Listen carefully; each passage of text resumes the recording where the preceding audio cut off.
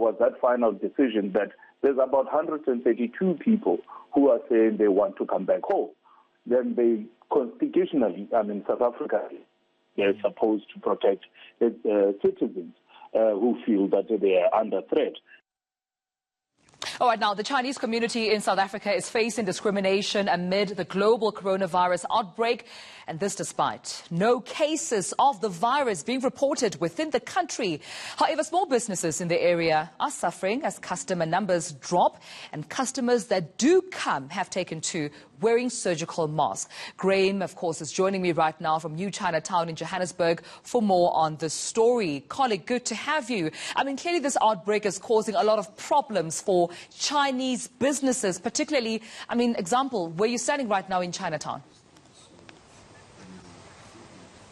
A very good afternoon to you. That's correct. This street this morning was not as busy as what it would be if it was perhaps maybe 6 months ago. It's definitely clear that the stigma of the global coronavirus, which has claimed up to 2,800 lives, at least according to the latest international reports, is being felt here in New Chinatown and Cyrildene in Johannesburg, excuse me.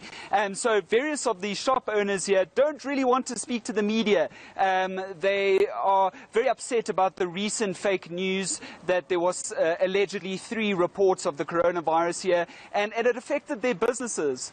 We spoke to Erwin Pon. He's the chairperson of the Chinese Association here in Gauteng, and he was telling me earlier today that various of the business owners are feeling the knock at the moment. They're not seeing the same numbers that they did last year, and they also had to kind of postpone their Chinese New Year celebrations. They did that in solidarity with their home country. Yeah, and what are some of the people as well as the workers within the New Chinatown also saying about this? That's right. So whilst the shop owners aren't really speaking to the media, they're kind of worried a little bit about being boycotted by their own community for speaking out.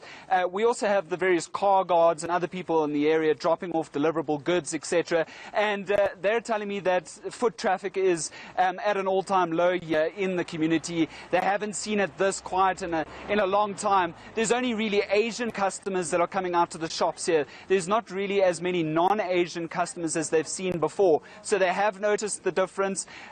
You'll see many people frequenting the area here wearing the surgical mouth masks. The chairperson of that Chinese association told me that it's more out of habit. It's more kind of, what we see over in China, that they're doing it. They're also kind of trying to say to their customers, don't be worried, you can come and buy from us. None of us have the coronavirus. Yeah, it's important, of course, to ensure that that message comes across, GRAEME, because I know that, certain representatives coming from the health sector have said that it's important not to disseminate fake news. People need to know, reliable information. And this would, of course, avoid stigma in these communities. But thank you so much for that update. Of course, that's my colleague, our reporter, GRAEME, RAUBENHEIMER, joining me live from New Chinatown. We're seeing there a lot of stigma issues coming out of the community from some of those previously frequent customers who haven't been going there, but those who do go are reportedly wearing their surgical masks. All right.